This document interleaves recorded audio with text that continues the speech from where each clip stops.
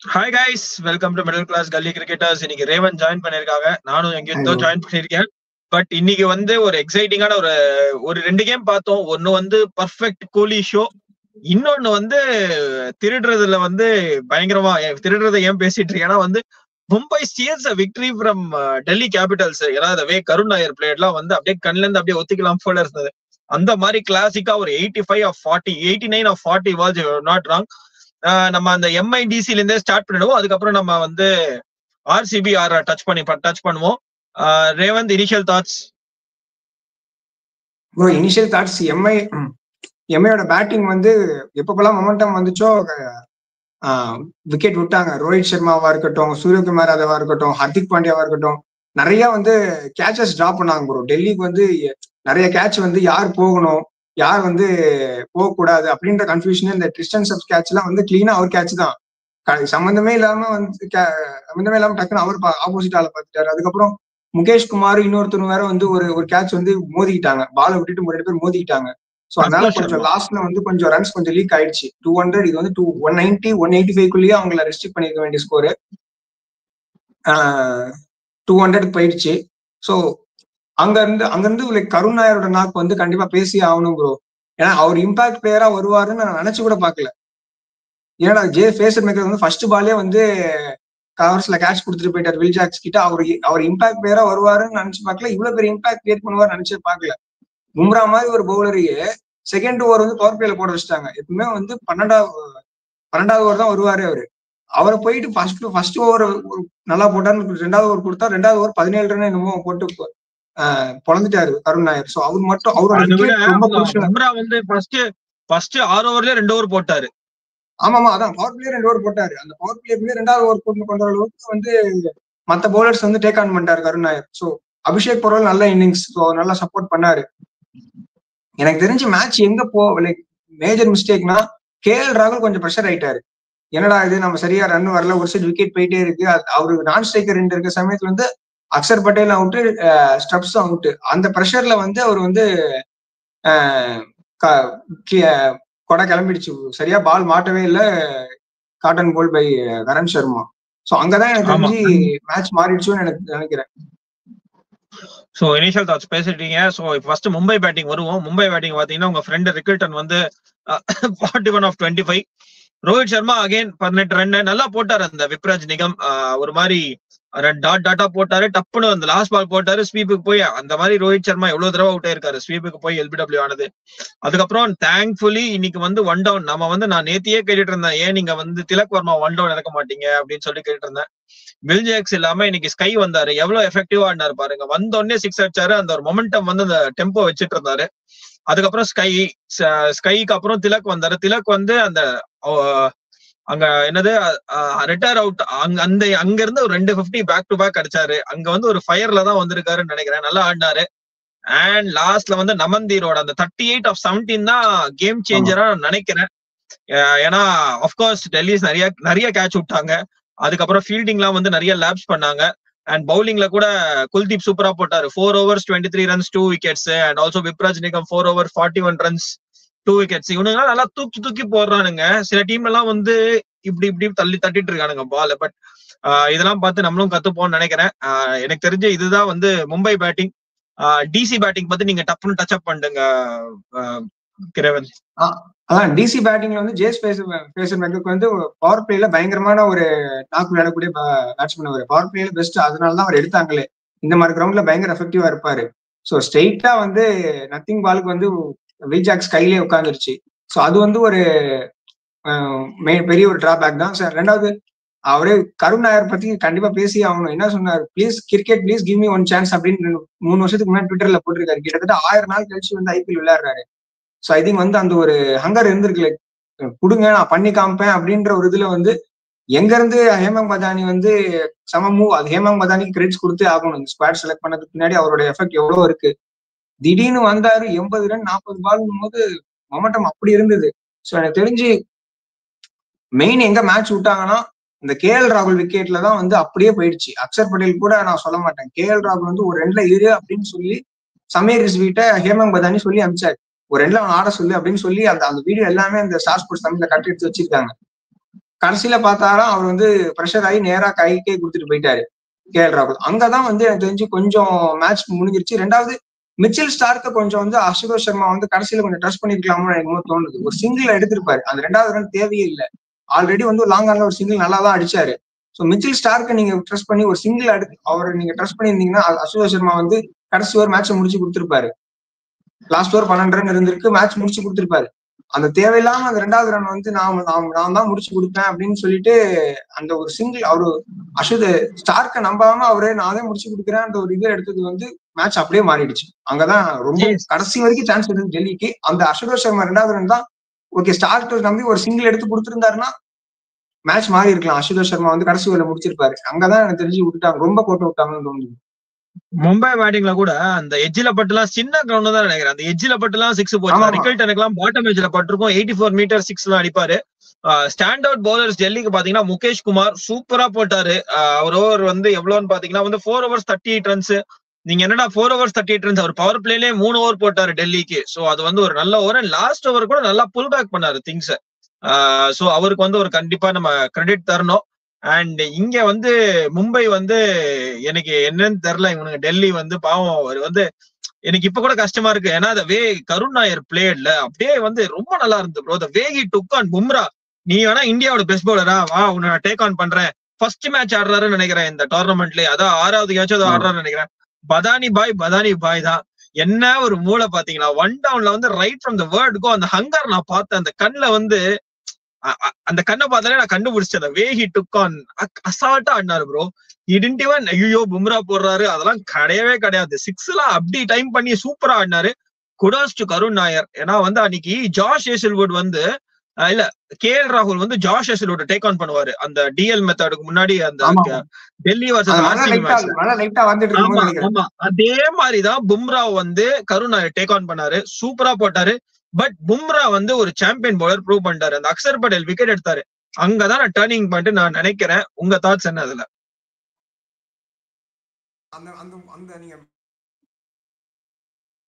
ஏ voice கேக்கல ரேவந்த்.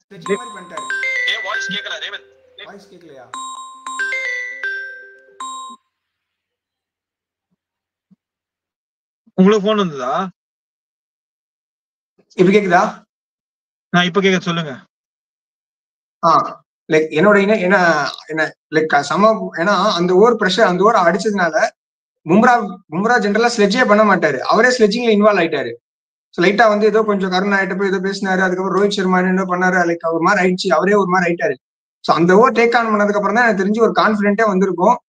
அங்க இருந்து அப்படியே சூப்பரா எடுத்துட்டு போனாங்க. அபிஷேக் புரலும் போல்ட் எல்லாம் 18 ரன் ஓவர். ஸோ ஓகே இதுதான் 17 ஓவர்ல மேட்ச் முடிச்சு, தமிழ் கமெண்ட்ரியில் இதான் சொன்னாங்க, 17 ஓவர்ல மேட்ச் முடிச்சுட்டு போயிடுவாங்க அப்படின்னு நினைச்சேன் நான். அவங்க சொன்னாங்க அதே மாதிரிதான் போயிட்டு இருந்தது மேட்ச். எங்க இருந்து லைக் செம்மையா கேப்ஸ் எல்லாம் பிக் பண்ணி சூப்பரா விளையாண்டாரு கருண் நாயர். ஹர்திக் பாண்டியா எல்லாம் சூப்பரா டேக் ஒன் பண்ணாரு. எனக்கு என்னன்னா அந்த கரண் சர்மா வந்து ஒரு சீட் கோட வந்துட்டாங்க திடீர்னு, அவரை கொண்டு வந்தது வந்து செம சீட் கோடு, அது ஒர்க் அவுட் ஆயிடுச்சு வேற. ஸோ அவர் வந்து சும்மா வேற லெவல். ஏன்னா இதே மும்பை தோத்தம் தானே, நீங்க ஏன் விக்னேஷ் புத்தரை கூட்டு வரல, அவரு தான் நல்லா போட்டிருக்காரு, ஏன் அவர் கூட்டு வரலன்னு கேட்டிருப்பாங்க. But hats off to Rohit Sharma. Rohit Sharma வந்து இன்னைக்கு ஒரு நல்ல விஷயம், ரோஹித் சர்மா வந்து உட்கார வைக்கல, நல்லா ஃபீல்டிங் பண்றாரு, நல்லா அந்த பாயிண்ட் நல்லா ஸ்டாப் பண்ணாரு, 2-3 பவுண்டரி ஸ்டாப் பண்ணாரு ரோஹித் சர்மா. அண்ட் ஆல்சோ அவர் பேசிட்டே இருந்தாரு, அந்த ஆங்கிள்ஸ் எல்லாம் வந்து கரெக்டா பாத்துக்கிட்டாரு. Very happy. தாட்ஸ் ரேவந்த்? கண்டிப்பா. ஏன்னா நீங்க வந்து பாத்தீங்கன்னா கொஞ்சம் உள்ள போனதுக்கு அப்புறம் இல்ல, அவர் வந்து இன்ஸ்ட்ரக்ஷன் கொடுத்துட்டே இருந்தாரு, இவனை போடவே அவனை போட, கரண் சர்மா கொண்டு வான்னு கொஞ்சம் அப்படியே லைட்டா அப்படிதான் ஸ்லோ டவுன் ஆரம்பிச்சது.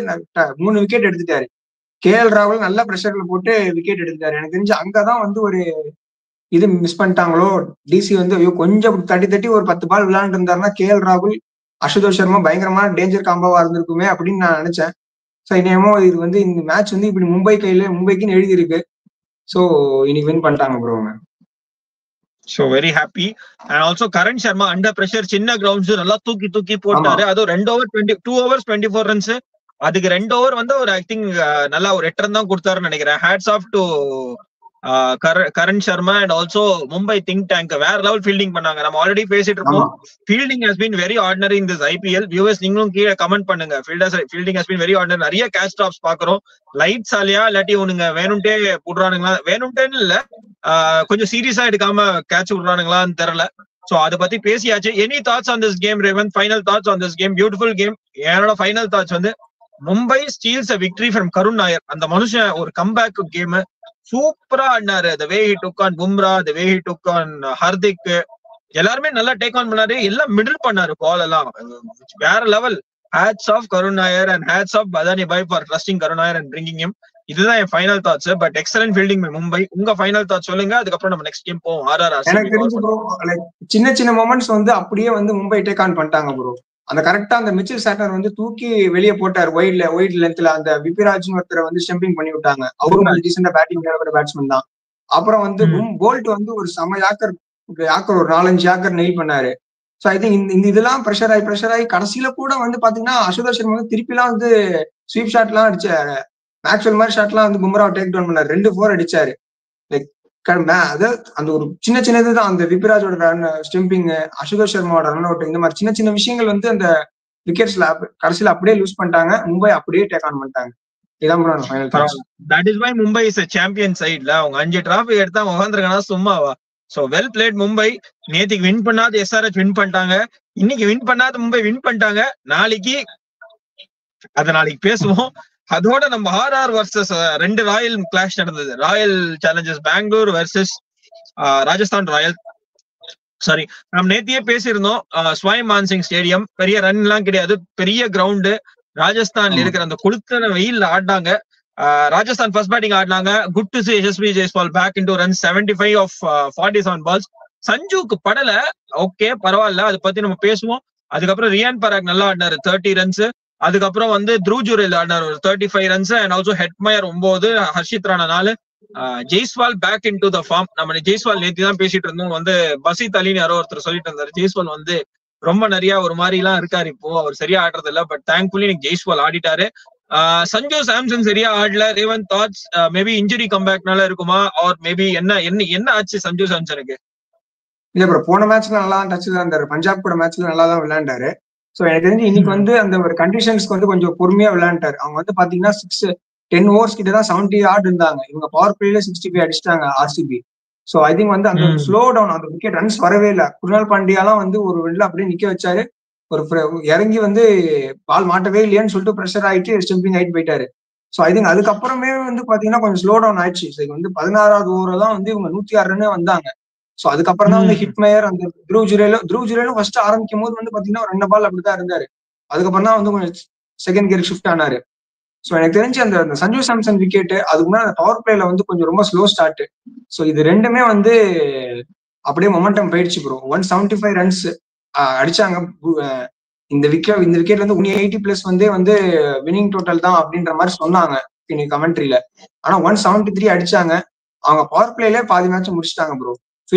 ஃபில் சால்ட் வந்து கிளியரா வின்டன் தெரிஞ்சது. பவர் பிளே நான் டேக் டவுன் பண்ண போறேன், 6 over 60 ரன். அதுக்கப்புறம் வந்து 6 over 60 ரன். அதுக்கப்புறம் நான் வந்து 30 அடிச்சுட்டு போனா கூட 18 overல மேட்ச் முடிச்சிடலாம்னு நினைச்சாங்க. அதே மாதிரி அதே பிளான்ல நல்லா எக்ஸிக்யூட் பண்ணி டேக் டவுன் பண்ணிட்டாங்க. இதான் ப்ரோ இனிஷியல் டாஸ். இல்ல இப்போ இதுல என்ன ஆகுதுன்னா, பிலிப் சால்ட் வந்து ஒரு சைட்ல டவால் அடிக்கிறாரு. அங்க கோலிக்கு டைம் கிடைக்குது பாருங்க. 30 ஆடுறாரு. கோலிக்கு ஒரு கேட்ச் டிராப் வேற. அதுதான் இந்த ஐபிஎல் வந்து ஃபீல்டிங் ரொம்ப ஆர்டினரியா இருக்கு. ஈஸி கேட்ச் யார் பராக் விட்டாரா? யாரும் தெரியல. ஏன் இந்த மேபி என்னது பாத்தீங்களா, அந்த சின்ன மூமெண்ட்ஸ் தான். நேத்திக்கு வந்து அபிஷேக் சர்மாக்கு 2 கேட்ச் விட்டாங்க, 6 and 37. ஆமா ஓகே. ஆனா ஒரு கேட்ச் 2 கேட்ச் விடாத ஒரு கேட்ச் வந்து 6 ரன்ல விட்டாங்க. இன்னைக்கு வந்து இவரை விடுறாங்க. யாரு? விராட் கோலி. அவரு தான் முடிச்சு கொடுக்குறாரு கேம. ப்ராபப்ளி சரி ஓகே நீங்க சொல்லலாம், எங்களுக்கு வந்து ரஜத் பட்டிதார் இருக்காரு, டிம் டேவிட் இருக்காரு, இவரு அந்த விக்கெட் கீப்பர் இருக்காரு, அந்த விக்கெட் கீப்பர் டப்புன்னு பேர் வரல, தோசை இட்லி சாம்பார் சட்டி அவர் இருக்காரு. பட் இந்த சின்ன மூமெண்ட் ஜிதேஷ் சர்மா டப்புன்னு வரல. இந்த ஜிதேஷ் சர்மாவும் த்ரூவ் ஜுரேலும் ஒரு ரொம்ப கன்ஃபியூஸ் ஆகுது. சோ அந்த சின்ன மூமெண்ட்ஸ் தான் வந்து கேமையே மாத்துதுன்னு நினைக்கிறேன். So your thoughts on that Revanth, Bangalore batting? இல்ல ப்ரோ, பெங்களூர் பேட்டிங் தான் ப்ரோ கிளியரா இன்டென்ட் தெரிஞ்சது ப்ரோ. துஷார் தேஷ்பாண்டே எல்லாம் பவர் பிளே பவுலரா தோனி வந்து கரெக்டா யூஸ் பண்ணாரு. சோ ஆனா இதுல வந்து இந்த வருஷம் சுத்தமா எஃபெக்டிவாவே இல்ல. ஃபர்ஸ்ட் அவரை டேக் டவுன் பண்ணாங்க. ஜோஃப்ரா ஆர்ச்சர் எல்லாம் 2வது ஓவரே உங்க டோர்னமெண்ட் பெஸ்ட் உங்க சைட பெஸ்ட் பவுலரே 3வது ஓவர் செம்மையா ஃபில் ஷாட் டேக் ஆன் பண்ணிட்டாரு. சோ அதுக்கப்புறம் பிரஷர்ல வந்து சந்தீப் சர்மாவை கொண்டு வந்தாரு. அவருக்கு ஒரு கேட்ச் அது பிடிச்சிருந்துச்சு, அந்த பட்டு பிடிச்சிருந்தாங்கன்னு வைங்களேன், அடுத்து வந்து தேவதத் படிக்கல் வந்திருப்பாரு. தேவதத் படிக்கல் வந்திருந்தாருன்னா அவரை கொஞ்சம் ப்ரெஷர்ல போட்டிருக்கலாம். அது அவர் ப்ரெஷர் ஆறத பார்த்து ஃபில் ஷாட் அவுட் ஆயிருக்க சான்ஸ் இருக்கு. சோ அந்த 6 ஓவர்ல வந்து 4 பவுலரை யூஸ் பண்ணிட்டாங்க. மகேஷ் தீக்ஷனாவை கொண்டு வந்துட்டாரு. 4 பவுலர் யூஸ் பண்ணிட்டாரு. அப்படி அந்த ஒரு ப்ரெஷர்ல போட்ட போதே வந்து மேட்ச் சீல்டு. அங்கேயே 5 ஓவர் 60 ரன் 65 ரன் அடிச்சதுக்கு அப்புறம் அங்கேயே மேட்ச் சீல்டு. சோ அதுக்கப்புறம் கொஞ்சம் கொஞ்சமா தட்டி எடுத்துட்டு போயிட்டாங்க. சரி, இந்த கோலி கேட்ச் பிடிச்சிருந்தா என்ன வின் பண்ண கம்பேக் வருதுருப்பாங்களா? மேபி 17 ஓவர்ல முடிக்காம க்ளோஸா போயிருக்கோம்னு நினைக்கிறீங்களா? இல்லாட்டி ரஜத் படிக்கல் வந்து முடிச்சு கொடுத்துருப்பாங்க? இல்ல நான் என்ன சொல்லுவேன்னா, இந்த கிரவுண்ட் வந்து நீங்களே சொன்னீங்க, ஒரு சைடு வந்து பயங்கர பெருசு ப்ரோ. அந்த ஸ்ட்ரைட் வந்து கிளியர் பண்றது ரொம்ப பெரிய கஷ்டம். ஸ்ட்ரைட் வந்து ரொம்ப கஷ்டம் கிளியர் பண்றது. மேபி ஏதாச்சும் ஒரு அவுட் சைட் சான்ஸ் இருந்திருக்கும் நான் நினைக்கிறேன். ஏன்னா தேவதத் படிக்கல் வந்து கொஞ்சம் அவரை கொஞ்சம் 2 பால் அடிக்கிற மாதிரி இருந்துச்சுன்னா ஆப்போசிட் சைடு நான் ஸ்ட்ரைக்கருக்கு வந்து இன்னும் கொஞ்சம் ப்ரெஷர் ஆயிருக்கும். அவங்க ஏதாச்சும் ஒரு பெரிய ஷாட்டுக்கு போயிட்டு மேட்ச் கொஞ்சம் இறுக்கி பிடிச்சிருக்கலாமோன்னு எனக்கு தோணுது. இன்னைக்கு மும்பை மேட்ச் மாதிரி இருக்கும்ன்றீங்க. ஏன்னா தேவதத் படிக்கல் வந்து கோலி இருக்கிற தைரியத்துல ஆடினாரு. கோலி இருக்கிற தைரியத்துல தான் நல்லா ஆடினாரு. கோலியும் ஃபர்ஸ்ட் வந்து ஒரு மாதிரியா தான் ஆடினாரு. ரொம்ப hit and get off to great start. அங்க சால்ட் அடிச்சதுனால கோலி இங்க சைலண்டா டேக் ஆன் பண்ணி கொஞ்சம் டைம் எடுத்து ஆடினாரு. சோ அதுதான் டெம்ப்ளேட். இங்க டெம்ப்ளேட்டே எப்படி இருக்குன்னா, ஒருத்தர் வந்து டமால் டிமில் ஆடுறாரு, ஒருத்தர் அங்க சைட்ல நின்று டேக் ஆன் கொஞ்சம் டைம் எடுத்துட்டு அப்புறம் அவரு டேக் ஆன் பண்றாரு. சோ இந்த ஐபிஎல் பாத்தீங்கன்னா அந்த சக்சஸ்ஃபுல் அந்த டாப் டீம்ஸ் பாத்தீங்கன்னா அதுதான் டெம்ப்ளேட்டா யூஸ் பண்ணிட்டு இருக்காங்க. சோ அதுதான் வந்து நம்ம 2வது கேம். ஐ திங்க் அந்த ஃபர்ஸ்ட் கேம் வந்து ஈஸி ஐசிங் த கேக். கோலிக்குலாம் வந்து இது ஒரு ஐடியல் கண்டிஷன்ஸ். 200 250 இல்ல, ஒரு 170 180 சேஸ் மாஸ்டர் தலைவர். சோ ஓகே, ஒரு நல்ல பவர் பிளே ஸ்டார்ட் வர. ஐ திங்க் 66 ஓவர் 65 ஏதோ ஆடிட்டு இருந்தாங்க. அங்கேயே பவர் பிளே கேம் முடிஞ்சிருச்சு. சோ அங்கேயே வந்து சால்ட் அவுட் ஆகும் போதே ஒரு 75% முடிச்சு கொடுத்துதான் போனாரு. அண்ட் சூப்பரா முடிச்சிட்டாரு. அண்ட் பிலிப்ஸ் தான் மேன் ஆஃப் த மேட்ச். இங்க யார் மேன் ஆஃப் த மேட்ச் தெரியல. ஐ திங்க் குல்தீப் அந்த மாதிரி யாராவது தான் இருக்கணும். But my heart goes to Karun Nair. வேற லெவல் பிளேயர். பதானி பாய் ஹேட்ஸ் ஆஃப். ஐ திங்க் டெல்லிக்கு வந்து டீம் டு பீட் விக்கி சொல்லிட்டு இருப்பாரு. மும்பை அதை பீட் பண்ணிட்டாங்க. அதே மாதிரி எஸ்ஆர்எச்சும் பீட் பண்ணிட்டாங்க. நாளைக்கு வந்து நம்ம சிஎஸ்கே லக்னோ. இது வந்து சிஎஸ்கே கேம்னா எக்ஸைட் ஆறதா பயப்படுறதுனானே தெரியல. ஐயோ சிஎஸ்கே கேமா அந்த மாதிரி இப்போ ஃபீல் பண்ண வச்சிட்டாங்க. But okay win or lose CSK அது இருக்கு. தாட்ஸ் ரேவந்த், என்ன நினைக்கிறீங்க நாளைக்கு கேம்? இகானா ஸ்டேடியம் 184 ரன்ஸ் வந்து ஃபர்ஸ்ட் இன்னிங்ஸ் ஆவரேஜ். தாட்ஸ்? இல்ல ப்ரோ, எனக்கு தெரிஞ்சு வந்து இது வந்து சிஎஸ்கேக்கு இது நல்லா கம்பேக் கொடுக்கக்கூடிய ஸ்டேஜ் தான் ப்ரோ. ஏன்னா லக்னோ வந்து பாத்தீங்கன்னா பெரிய பவுலிங் லைன் எல்லாம் கிடையாது. ஆவேஷ் கான்லாம் வந்து ரொம்ப வருஷமா அவர் 4-5 பிரான்ச்சைசி விளையாண்டுட்டு இருக்காரு. அவரெல்லாம் போட்டு குழந்துட்டு தான் இருக்காங்க. சோ எனக்கு தெரிஞ்சு வந்து பாத்தீங்கன்னா நல்ல ஒரு மேட்சா இருக்கும். ஏன்னா அவங்களும் பெரிய எக்ஸ்ட்ரானரி டிக்வேஷ் வச்சுதான் ஓட்டிட்டு இருக்காங்க. ஷார்துல் தாக்கரும் ரன்ஸுக்கு போறாரு, 2-3 விக்கெட் எடுத்துறாரு, அவரும் ரன்ஸுக்கு போறாரு. ஆவேஷ் கானும் ரன்ஸுக்கு போறாரு, ஆகாஷ் தீப் எல்லாருமே ரன்ஸுக்கு தான். அவங்க வந்து பேட்டிங்ல டாப் ஆர்டர் 3 பேரு. இவங்க வந்து அப்படி இப்படி போட்டு அந்த திகேஷை வச்சு நடுவில் ப்ரெஷர் பண்ணி மேனேஜ் பண்ணிட்டு இருக்காங்க. ஸோ எனக்கு தெரிஞ்சு சிஎஸ்கே மாதிரி ஒரு டீம் வந்து இந்த ஏக்னா ஸ்டேடியம்ல ஒரு பேட்டிங் ட்ராக்ல கம்பேக் கொடுக்கறதுக்கு ஒரு நல்ல ஒரு ஆப்பர்ச்சுனிட்டியா நான் பாக்குறேன் ப்ரோ. இதான் ஒரு இனிஷியல் தாட்ஸ். இல்ல எனக்கு வந்து என்ன சிஎஸ்கேக்கு வந்து இது வந்து ஒரு 200 250 கிரவுண்ட் கிடையாது. 180 to 200 ground. So ideal conditions for CSK தான் நினைக்கிறேன். எனக்கு என்னன்னா இந்த மிடில் ஆர்டர் ரொம்ப எக்ஸ்போஸ் ஆகுது. எனக்கு அதுதான் பயமா இருக்கு. இப்போ நீங்க மத்த டீம்ஸ் எல்லாம் பாத்தீங்கன்னா ஒரு ஓபனர் ரொம்ப எக்ஸ்ப்ளோசிவா ஆடுறாரு, இன்னொரு ஓபனர் வந்து டைம் எடுத்து ஆடுறாரு. பட் நம்மளுக்கு இருக்கிற டெம்ப்ளேட் பாத்தீங்கன்னா 2 ஓபனரும் ஒரு மாதிரி பொறுமையா தான் ஆடுற மாதிரி இருக்காங்க. தோனியும் அதை வெளிப்படையா சொல்றாரு. எங்க டீம்ல வந்து ஓபனர்ஸ் எல்லாம் வந்து நீங்க வந்து டெக்ஸ்ட் புக் ஷாட்ஸ் தான் ஆடுவாங்க, 6 அடிக்கிறது தான் கஷ்டம், 2 கொஞ்சம் முன்ன பின்னதான் வரும் அப்படின்னு அவரு வெளிப்படையா சொல்றாரு. அதுதான் வந்து ஏன் இனிஷியல் தாட்ஸ் அந்த கேம். பேட்டிங் பத்தி வந்துருவோம். பேட்டிங் என்ன ரேவந்த், என்ன சேஞ்சஸ் எதிர்பார்க்கறீங்க? அதே டீம் போவாங்களா இல்லாட்டி முன்ன ஏதாவது ட்வீக்ஸ் இருக்குமா பேட்டிங்ல?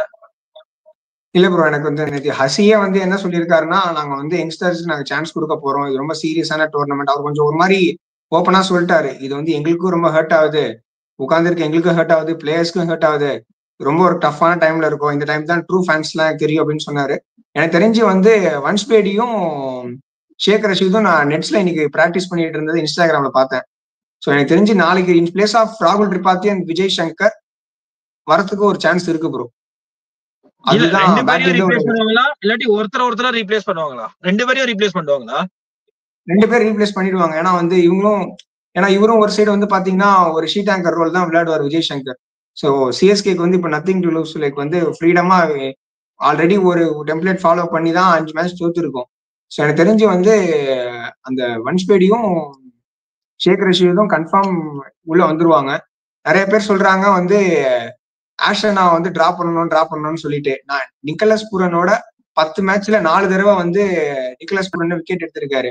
Strike rate of against Ashwin கூட நிக்கலஸ் பூரனுக்கு அதனால கிரேட்டா இல்ல. எனக்கு தெரிஞ்சு வந்து இது வந்து ரொம்ப குரூஷியல் ஃபேக்டரா இருக்கணும்னு தோணுது ரெண்டும். ஓகே, நல்ல பாயிண்ட் சொன்னீங்க.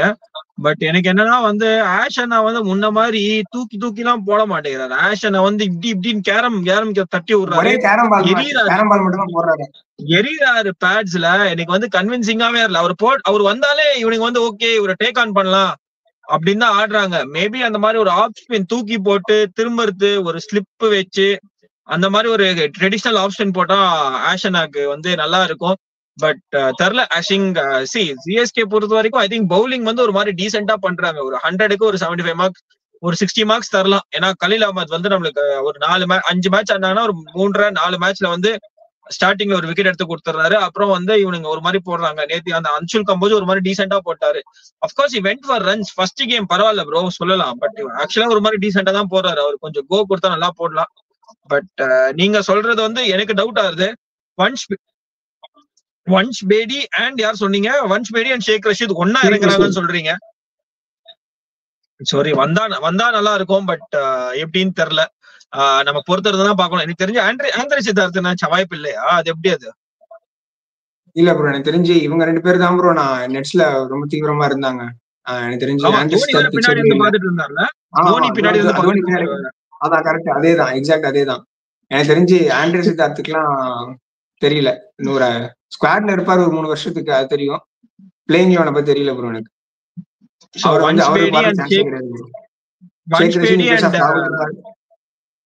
வன்ஷ் பேடி ஓகே, 2 பேரும் வந்து ஒரேடியா ஆடுவாங்கன்னு நீங்க சொல்றீங்க. சொன்னா நல்லாதான் இருக்கு. அதே மாதிரி லக்னோ வந்து ஒரு செம்ம டீம் பேட்டிங் எடுத்தா பூரன் டமால் டிமில் ஆடுறாரு. நாளைக்கு அந்த மிச்சில் மார்க்ரம் ஓப்பனிங் ஒன் டவுன்ல வந்து ரிஷப் பந்த் தானே வராங்க. இல்ல ப்ரோ, எனக்கு தெரிஞ்சு மிச்சில் மார்ஷ் வந்து ஊருக்கு போயிட்டாரு. மிச்சில் மார்ஷ் வந்து இப்போ ஊருக்கு போயிருக்காரு. அவர் டாக்டர் உடம்பு சரியில்லைன்னு. அவர் வந்துட்டாரா என்னன்னு தெரியல எனக்கு. ஆமா, அவர் உடம்பு சரியில்லைன்னு ஆஃப்ல இருக்காரு. சோ எனக்கு தெரிஞ்சு அவங்க அந்த இது அவருக்கு ஷார்ட் அவுட் ஆயிடுச்சுன்னா வந்து ஸ்ட்ரெயிட்டாவே மிச்சில் மார்ஷ் வந்துருவாரு. இல்லைன்னா ஏடன் மார்க்கரம், ரிஷப் பந்த் தான் ஓப்பனிங். ஒன் டவுன் பூரனு, அதுக்கப்புறம் அப்படியே ஆடிப்பானுங்க அவங்க. சோ ஒரு நல்ல டீம் தான். லக்னோ ஆல்சோ நல்ல டீம் தான். பவுலிங்ல லார்ட் இருக்காரு, லார்டு, ஆவேஸ் கான், அதுக்கப்புறம் அந்த திக்வேஷ் ராத்தி தான். அவரு தான் ஒரு மாதிரி போடுவார். வருண் சக்கரவர்த்தி டைப் ஆஃப் பவுலர். ஒரு மாதிரி ஃபாஸ்டா கேரம் பால் போடுறாரு. சோ ஒரு நல்ல கான்டெஸ்ட் தான் இருக்கும். சோ ஐ திங்க் மோரலஸ் எல்லாமே கவர் பண்ணிட்டோம். I think Revanth, any final thoughts on tomorrow's game and today's header double headers? Like இதான் ப்ரோ, பயங்கரமான ஒரு ஈஸி வின்னு, ஒரு ஆக்ஷன் த்ரில்லர் பார்த்தோம் இன்னைக்கு. ஸோ நாளைக்கு வந்து எனக்கு தெரிஞ்சு அவ்வளவு சீக்கிரம் சிஎஸ்கே ரைட் ஆஃப் பண்ணக்கூடாது. ஸோ எனக்கு தெரிஞ்சு ஒரு பயங்கரமான ஒரு கம்பேக் இதே மாதிரி கொடுப்பாங்க. ஒரு பிக் மார்ஜின்ல வின் பண்ணணும்.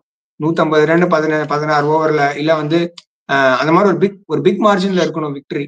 ஸோ அப்படி இருந்தா வந்து நம்மளும் கம்பேக் பண்ணி நம்மளும் வந்துட்டோம் அப்படின்னு சொல்லிட்டு ஏதாவது சொல்லலாம். ஸோ எனக்கு தெரிஞ்சு ஆஷ்லாம் டிரா பண்ண மாட்டாங்க. நிறைய பேர் டிரா பண்ணுன்றாங்க. ஆஷ்லாம் டிரா பண்ண மாட்டாங்க. ஸோ எனக்கு தெரிஞ்சு நிக்கலஸ் பூரன் வெர்சஸ் ரவிச்சந்திரன் அஸ்வின் அந்த கான்டெஸ்ட் எப்படி இருக்க போகுதுன்றத கொஞ்சம் ஈகரா வெயிட் பண்றேன்.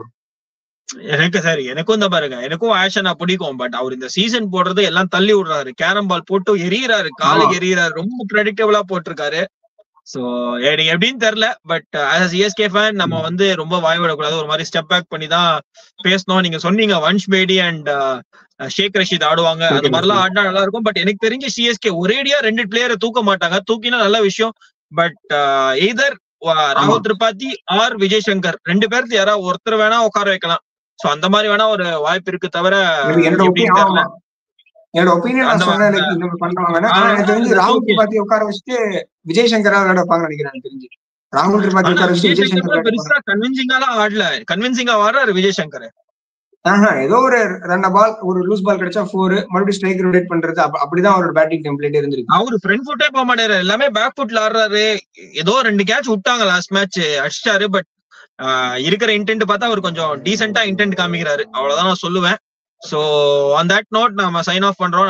இன்னைக்கு 2 டபுள் ஹெடர் சூப்பரான ஒரு கேம் பார்த்தோம்.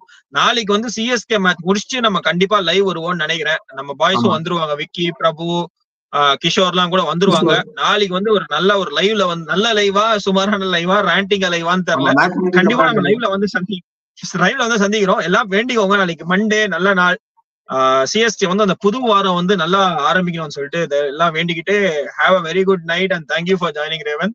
On that note, this is Prasad and Raven signing off on the behalf of Middle Class Gully Cricketers. Thank you. Bye.